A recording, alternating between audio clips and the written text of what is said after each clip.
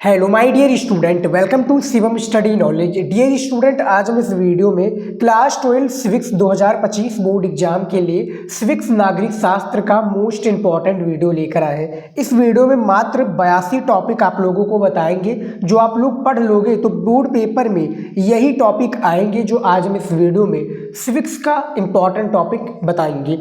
तो वीडियो काफ़ी इंपॉर्टेंट होने वाला है आप सभी के लिए। अभी तक जिन भी स्टूडेंट ने कुछ भी नहीं पढ़ा है, उनको नहीं समझ में आ रहा कि क्या पढ़ें बोर्ड एग्जाम में, कैसे तैयारी करें नागरिक शास्त्र के, तो आज का ये वीडियो उन सभी स्टूडेंट के लिए मोस्ट इंपॉर्टेंट वीडियो होने वाला है। स्टूडेंट, पूरे बुक का निचोड़ सिर्फ इस वीडियो में है और मैं आपको चैप्टर वाइज टॉपिक बताऊंगा, जिससे बहुत ही ईजी हो जाएगा आप लोगों के लिए क्या है हर एक टॉपिक को तैयार। चलिए शुरू करते हैं और आज का ये वीडियो पूरा कंप्लीट देखते हैं। यहाँ पर देखिए, सबसे पहला जो चैप्टर है आप लोगों का नागरिक शास्त्र यानी सिविक्स का दो ध्रुव्यता का अंत।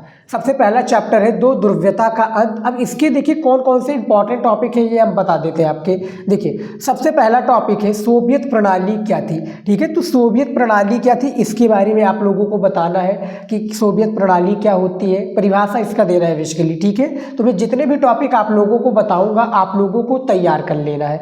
दूसरा टॉपिक है सार्क थेरेपी क्या है, सार्क थेरेपी से क्या आप समझते हैं, इसका उद्देश्य क्या है, तो ये भी आप लोगों का VVI टॉपिक है। ठीक है, इसको भी तैयार कर लीजिएगा।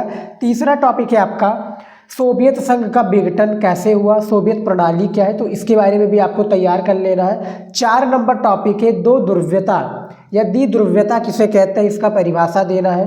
5वां टॉपिक है आपका गोर्बाचेव और सोवियत संघ के बारे में बताना है। ठीक है स्टूडेंट, तो ये 5 टॉपिक आप लोगों को बेसिकली इसमें है। और भी टॉपिक है मैं दिखा देता हूँ। तो गोर्बाचेव क्या है, जो सोवियत संघ के एक प्रकार से प्रेसिडेंट थे, राष्ट्रपति थे, तो इनके बारे में भी तैयार कर लेना है। 6 नंबर टॉपिक है पूर्व साम्यवादी देश और भारत। ठीक है, पूर्व जो साम्यवादी देश है उसमें भारत क्या है, तो ये भी आपका इंपॉर्टेंट टॉपिक है, इसको भी तैयार कर लेना है। अगला टॉपिक है 7 नंबर भारत और सोवियत संघ। ठीक है, भारत और सोवियत संघ के बीच में क्या संबंध है, इन दोनों के बीच में व्याख्या करना है। और 8 नंबर टॉपिक है संयुक्त राज्य अमेरिका और सोवियत संघ। ठीक है, तो ये भी इंपॉर्टेंट टॉपिक है।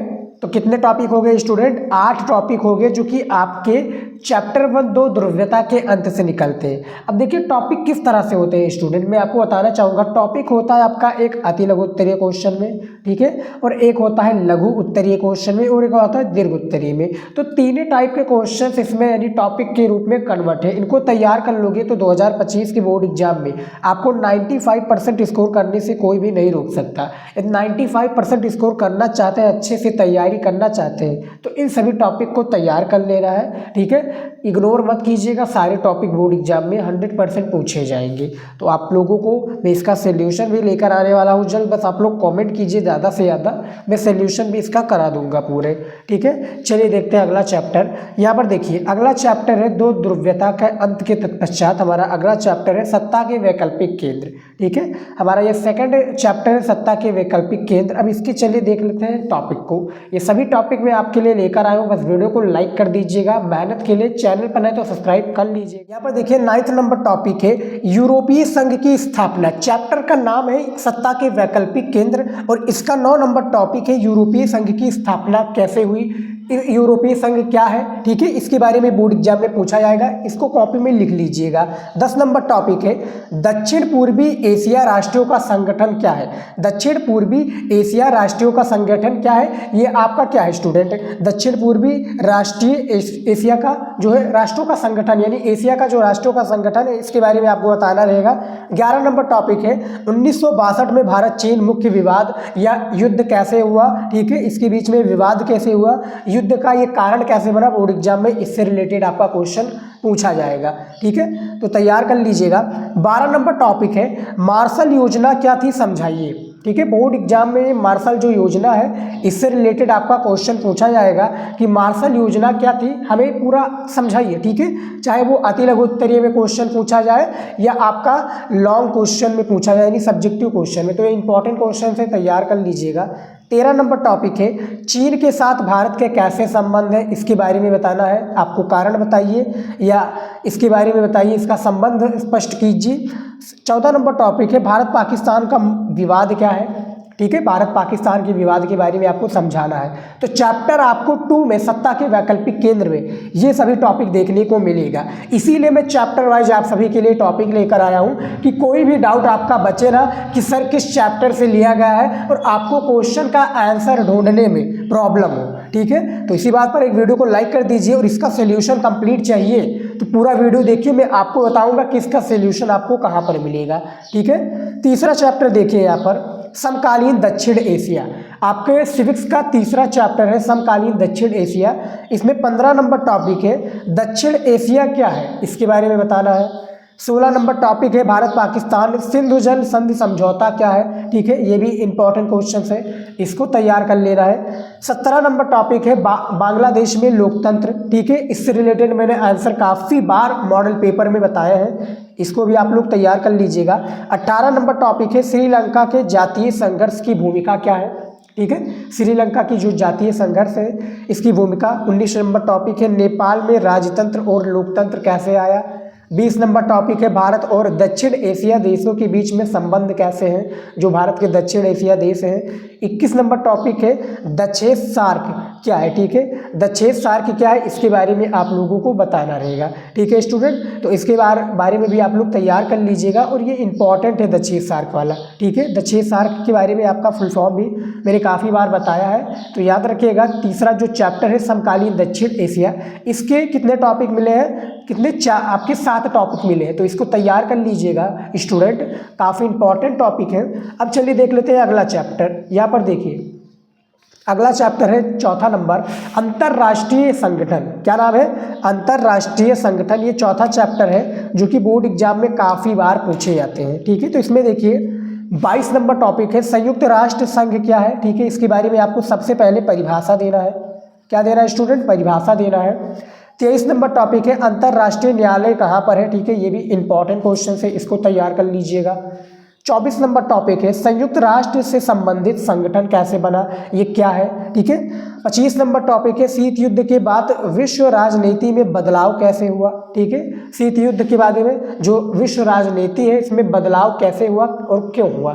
ठीक है, 26 नंबर टॉपिक है विश्व व्यापार संगठन। विश्व व्यापार संगठन WHO तो वर्ल्ड हेल्थ ऑर्गेनाइजेशन होगा, यानी WTO वर्ल्ड ट्रेड ऑर्गेनाइजेशन यानी विश्व व्यापार संगठन।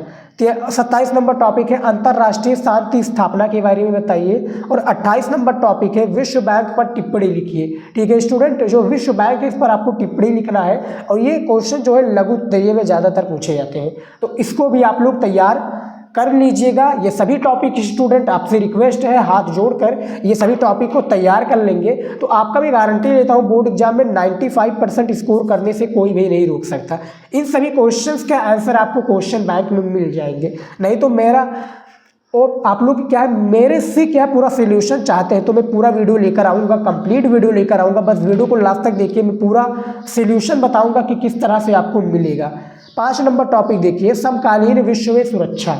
ठीक है, समकालीन विश्व में सुरक्षा क्या है, तो देखिए सुरक्षा क्या है, सबसे पहले यही मोस्ट इंपॉर्टेंट टॉपिक है स्टूडेंट कि सुरक्षा क्या होता है, सुरक्षा से परिभाषा दीजिए। ठीक है, 30 नंबर टॉपिक है ABM संधि पर महत्व दीजिए। ठीक है, ABM जो संधि है इस पर महत्व देना है आपको। उसके बाद में देखिए 31 नंबर टॉपिक है मानव अधिकार की 3 जो मुख्य कोटियाँ हैं इसके बारे में आप लोगों को बताना है। 32 नंबर टॉपिक है भारत की सुरक्षा रणनीति कैसी है। ठीक है, जो भारत की सुरक्षा रणनीति है।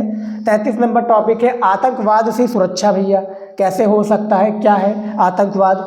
34 नंबर टॉपिक है शक्ति संतुलन क्या है। ठीक है, जो शक्ति संतुलन है ये क्या है इसके बारे में भी आप लोगों को बताना है, तो इसको भी आप लोग तैयार कर लीजिएगा।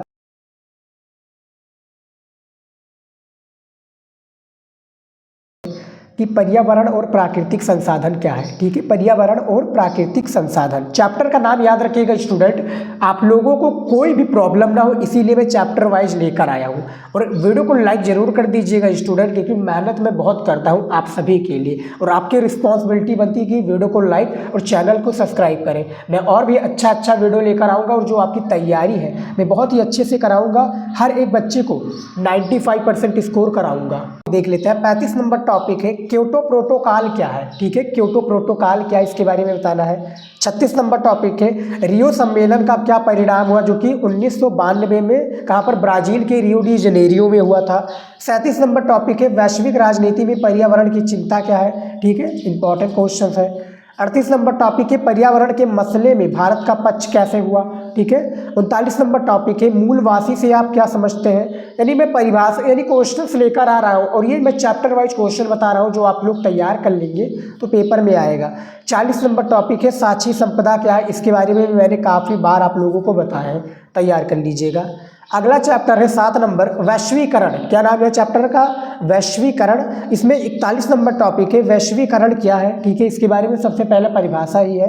42 नंबर टॉपिक है भारत और वैश्वीकरण के बारे में आपको बताना है, ठीक है, तो इसको भी आप लोग तैयार कर लीजिएगा। अब यहाँ पर देखिए 7 नंबर जो चैप्टर था ये हमारा सेक्शन ए से था, अब हमारा खंड खा यानी सेक्शन बी से चैप्टर स्टार्ट हो गए हैं और इसके भी हम इम्पॉर्टेंट टॉपिक आप सभी को बताएंगे।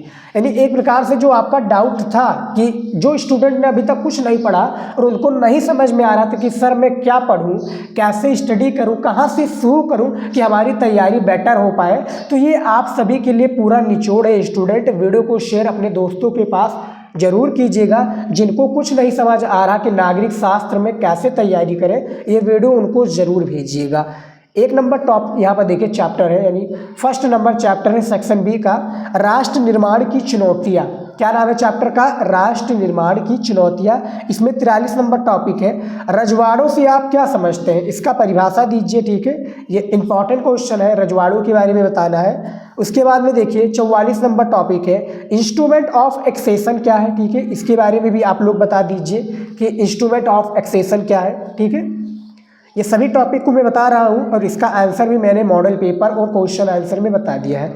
45 नंबर टॉपिक देखिए भारत विभाजन के परिणामों की चर्चा कीजिए, ठीक है, भारत विभाजन कैसे हुआ इसके बारे में बताइए। 46 नंबर टॉपिक है राज्य पुनर्गठन आयोग, ठीक है, ये बहुविकल्पीय में भी ज़्यादातर क्वेश्चन पूछा जाता है राज्य पुनर्गठन आयोग के बारे में, ठीक है, तो इसको भी आप लोग तैयार कर लीजिएगा।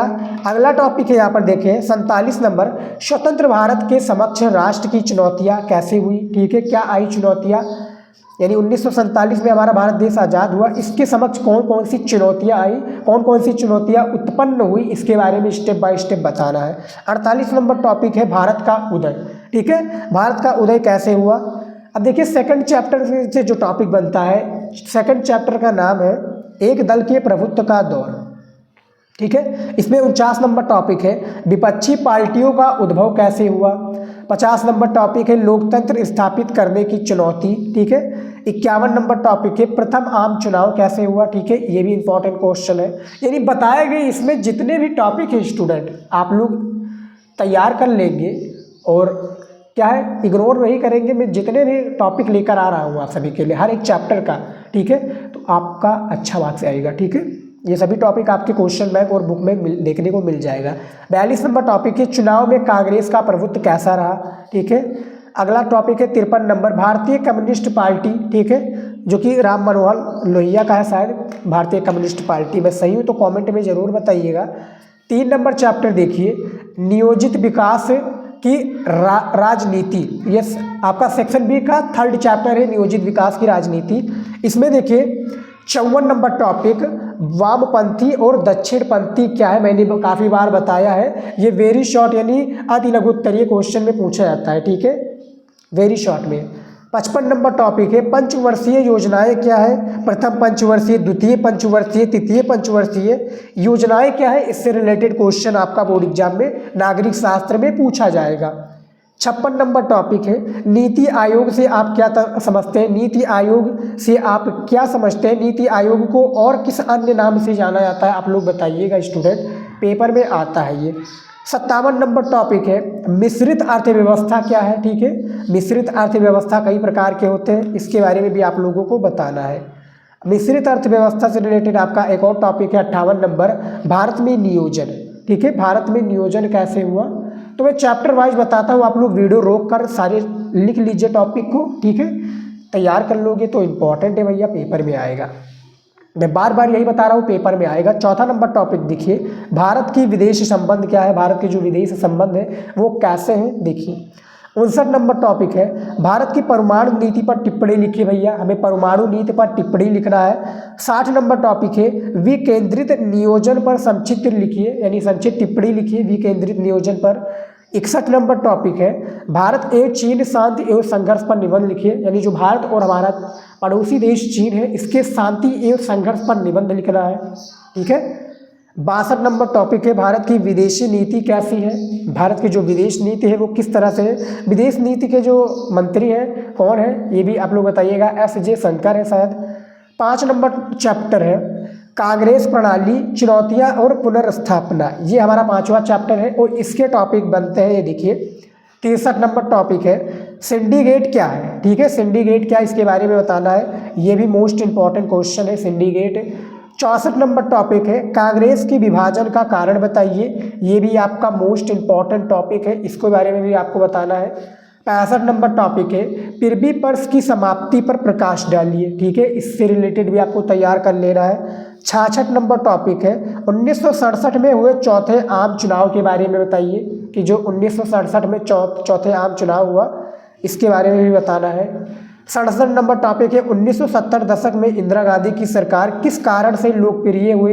1975 में आपातकाल के समय भारत के प्रधानमंत्री कौन थे, आपातकाल कब लागू हुआ, इसके बारे में आपको बताना है। तो आपातकाल बेसिकली 25 जून को लागू हुआ था 1975 को, 21 महीनों तक चला था और शायद कितने अगस्त को के दिसंबर में शायद खोला गया था 1977 में शायद। 6 नंबर चैप्टर है, लोकतांत्रिक व्यवस्था का संकट, क्या नाम है चैप्टर का, लोकतांत्रिक व्यवस्था का संकट। इसमें देखिए 68 नंबर आपका टॉपिक है, आपातकाल क्या है भैया। आपातकाल जो कि 25 जून 1975 को आपातकाल लागू हुआ था, उस समय की भारत की प्रधानमंत्री इंदिरा गांधी जी थी। ठीक है, तो इसके बारे में बताना है। 69 नंबर टॉपिक है, वर्ष 1974 की रेल हड़ताल पर प्रकाश डालिए। ठीक है, 1974 में रेल हड़ताल हुआ था, इस पर आपको पूरा स्टेप बाय स्टेप क्वेश्चन का आंसर देना है। ठीक है, अब आप लोगों को मैं बताऊं स्टूडेंट, इसका आंसर कहाँ पर मिलेगा, आपको क्वेश्चन बैंक में मिल जाएगा। क्वेश्चन बैंक आप लोगों ने चाहे विद्या क्वेश्चन बैंक लिया हो, अरिहंत का लिया हो, मास्टरमाइंड का हो, सभी को आपको चैप्टर वाइज क्या है मिल जाएगा आंसर। ठीक है, नहीं मिलेगा तो आप लोग कहेंगे तो मैं इस पर सोल्यूशन लेकर आऊँगा, बस आप लोग ज़्यादा से ज़्यादा लाइक कीजिए और ज़्यादा से ज़्यादा कॉमेंट आएगा, मैं इस पर सोल्यूशन जल्दी लेकर आऊँगा और मैं पूरे क्वेश्चन का आंसर आप लोगों को बताऊँगा। ठीक है स्टूडेंट, अगला टॉपिक देख लेते हैं यहाँ पर 70 नंबर। देखिए 70 नंबर टॉपिक है, आपातकाल की घोषणा कब हुई। ठीक है, ये आपातकाल की घोषणा 25 जून 1975 को आपातकाल की घोषणा हुई थी, इसके बारे में बताना है। 71 नंबर टॉपिक है, किन कारणों से 1980 में मध्यावधि चुनाव हुआ था। ठीक है, इसके बारे में बताना है स्टूडेंट। तो ये सभी क्वेश्चन देखिए, जैसा कि मैंने बताया था शुरू में ही, इसमें 3 टाइप के क्वेश्चंस आपके मिल जाएंगे। एक हो जाएगा आपका अति लघु उत्तरीय, दूसरा आपका लघु उत्तरीय और तीसरा जो आपका दीर्घ उत्तरीय। ठीक है, ये तीनों टाइप के क्वेश्चन इसमें टॉपिक में शामिल है। ठीक है, तो तैयार कर लोगे तो इन्हीं से आपका जो क्वेश्चन आएगा 100 नंबर के पूर्णांक से आएगा। ठीक है, तो 7 नंबर चैप्टर है, क्षेत्रीय आकांक्षाएं। इसके जो टॉपिक बन रहे हैं, जैसे 72 नंबर टॉपिक है, कश्मीर में भारत, जो कश्मीर के भारत में विलय कैसे हुआ। 73 नंबर टॉपिक है, ऑपरेशन ब्लू स्टार क्या था। ठीक है, 74 नंबर टॉपिक है, पूर्वोत्तर राज्यों की प्रमुख समस्याएं क्या है, जो पूर्वोत्तर राज्य है इनकी प्रमुख समस्याएं क्या है, इसके बारे में बताना है। 75 नंबर टॉपिक है, भारत में सिक्किम, देखिए भारत में सिक्किम के विलय का परिचय दीजिए। 76 नंबर टॉपिक है, गोवा के मुक्ति आंदोलन पर प्रकाश डालिए, जो गोवा का मुक्ति आंदोलन है इसके बारे में आपको बताना है। और 77 नंबर टॉपिक है, पंजाब समझौता क्या था। ठीक है, ये भी इंपॉर्टेंट टॉपिक है, वेरी इंपॉर्टेंट टॉपिक है, पंजाब समझौता क्या था। 78 नंबर टॉपिक देखिए, द्रविड़ आंदोलन पर संक्षिप्त निबंध लिखिए, यानी इसके बारे में स्टेप बाय स्टेप आपको निबंध के साथ में बताना, इसका आंसर आप लोगों को देना है। अगला टॉपिक देख लेते हैं 8 नंबर, भारतीय राजनीति नए बदलाव। चैप्टर का नाम क्या है, भारतीय, चैप्टर नंबर 8 है, भारतीय राजनीति नए बदलाव। और इसके जो टॉपिक बन रहे हैं यहाँ पर देखिए, 79 नंबर टॉपिक है, बहुजन समाज पार्टी क्या है। ठीक है, बहुजन समाजवादी पार्टी के बारे में बताना है। बीएसपी, बसपा जिसको कहते हैं शायद, बसपा। 80 नंबर टॉपिक है भारत में गठबंधन सरकार पर निबंध लिखिए। ठीक है, ये चैप्टर से आपको मिले, यानी इसी चैप्टर से ये सारे टॉपिक बन रहे हैं। 81 नंबर टॉपिक है मंडल आयोग का सविस्तार वर्णन कीजिए। ठीक है, मंडल आयोग के बारे में आपको बताना है step by step. 42 number topic है भारत में अन्य पिछड़े वर्ग को आरक्षण कैसे मिल रहा है या क्यों मिल रहा है, कैसे मिलेगा। ठीक है, तो इन सभी टॉपिक के बारे में आप लोगों को मैंने बताया है। तो चैप्टर 8 जो कि सेक्शन बी से लिया गया है और चैप्टर 7 जो कि सेक्शन ए से। तो ठीक है, तो सारे में इंपॉर्टेंट टॉपिक को बता दिया, वो भी स्टेप बाय स्टेप और मोस्ट इंपॉर्टेंट टॉपिक। तो जिनको कुछ नहीं समझ में आ रहा, बस ये टॉपिक तैयार कर लीजिए, बोर्ड एग्जाम में इससे बाहर कुछ भी नहीं आएगा स्टूडेंट, बस विश्वास रखिए। ठीक है, और जो भी मैं मॉडल पेपर लेकर आता हूँ उसको भी आप लोग सॉल्व कीजिएगा।